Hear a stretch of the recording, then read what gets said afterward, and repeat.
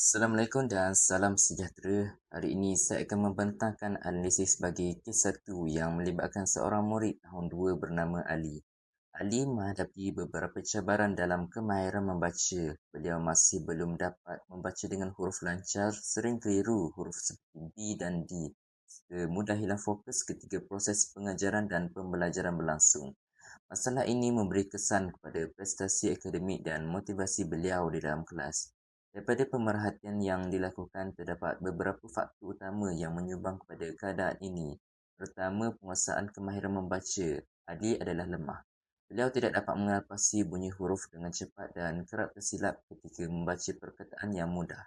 Kedua, Ali menunjukkan kekeliruan yang konsisten, terutamanya huruf yang bentuknya serupa, contohnya huruf B dan D. Ketiga, tahap kemampuan Ali semasa PDP adalah rendah yang membuatkan beliau sukar untuk mengikuti aktiviti pembelajaran secara berkesan. Selain faktor-faktor tersebut, terdapat juga beberapa halangan yang mengganggu perkembangan kemahiran membaca Ali. Halangan utama ialah beliau tidak menguasai font dan literasi awal dengan baik. Kekurangan ini menyebabkan beliau sukar untuk mengeja perkataan secara sistematik. Selain itu, latihan membaca secara konsisten di rumah atau di sekolah juga kurang, menjadikan kemahiran membaca beliau tidak berkembang seperti yang sepatutnya. Tambahan pula, aktiviti pembelajaran yang dijalankan kadang-kadang kurang menarik dan tidak menggalakkan penyertaan aktif, lalu menyebabkan Ali cepat hilang minat dan kurang memberi perhatian dalam tempoh yang lama. Bagi menangani masalah ini, terdapat beberapa cara intervensi yang boleh dilaksanakan. Pertama, guru boleh menggunakan pengajaran fonik secara sistematik. Ini termasuk mengenal pasti bunyi huruf dan mengaitkannya dengan perkataan sebenar secara berperingkat.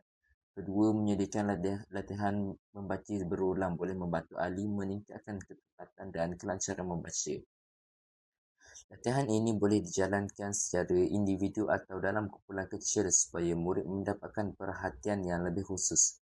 Selain itu, guru juga boleh memperkenalkan bahan bantu mengajar yang lebih menarik seperti kad imbas, buku bergambar dan aktiviti berasaskan permainan. Pendekatan ini bukan sahaja meningkatkan minat ahli untuk membaca, tetapi juga membantu beliau menumpukan perhatian dalam jangka masa yang lebih lama. Aktiviti interaktif seperti permainan fonik atau membaca bergilir dalam kumpulan kecil juga boleh merangsang motivasi beliau. Akhir sekali, bimbingan secara individu atau kumpulan kecil adalah penting untuk membina keyakinan ahli. Dengan pemantauan berterusan, pujian dan galakan, ahli dapat merasakan kemajuan yang dicapai dan menjadi lebih yakin untuk membaca di hadapan rakan-rakan. Intervensi yang konsisten ini berpotensi untuk meningkatkan kemahiran membaca beliau serta membantu ahli memberi tumpuan dengan lebih semasa PDP. Kesimpulannya, dengan strategi intervensi yang sesuai, berfokus dan berterusan, ahli berpotensi untuk memperbaiki kemahiran membaca, meningkatkan tumpuan dan seterusnya meningkatkan prestasi akademik beliau.